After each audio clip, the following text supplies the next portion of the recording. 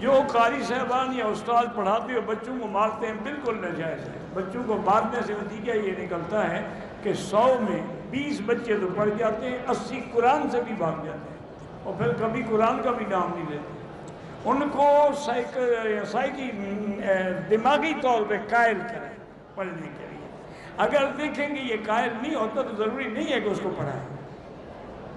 جب اس کا نفسیاتی طور پر آپ ٹیسٹ لیں گے کہ وہ پڑھنا بھی چاہتا ہے کہ نہیں، اور پھر اس کو پیار سے پڑھائیں، مار سے کبھی نہ پڑھائیں۔ حضور پاک نے کسی کو تعلیم دیتے ہوئے کبھی نہیں مارا۔ یہ تو ہمارے یہاں تو اللہ معاف کرے، اللہ معاف کرے، اللہ معاف کرے، باقاعدہ مولوی صاحبان جو ہیں وہ جلاد ہیں اچھے خاص۔ ایک دفعہ مجھے یاد ہے قاسم علوم میں قاری صاحب ہوتے تھے، قاری طاہر، اللہ ان کی قبر کی رحمت کرے، بہت بڑے عالم بھی تھے اور بہت بڑے قاری بھی تھے۔ ان کا انتقال مدینہ منورہ میں، وہ وہاں اس زمانے میں مدرس تھے، تو انہوں نے ایک طالب پہ جو غصہ آیا نا اس کو مارا، اس کا بازو توڑ دیا۔ حضرت مفتی محمود صاحب رحمۃ اللہ علیہ کے پاس شکایت آئی، حضرت محتمم تھے اس زمانے میں، تو انہوں نے لکھا کہ مولوی صاحب کی اتنے دن کی تنخواہ کاٹ لی جائے اور تنبیہ کی جائے کہ آئندہ کسی لڑکے کو نہ مارے۔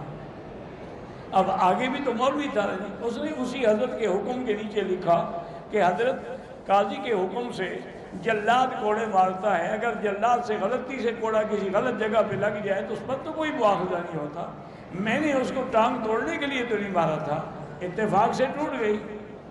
تو اس کے بعد میں اس کو حضرت نے جواب لکھا کہ قاری صاحب میں تم تو جاہل ہو ماشاءاللہ، اس کو قاضی نے حکم دیا ہے، تمہیں مارنے کا حکم کس نے دیا ہے؟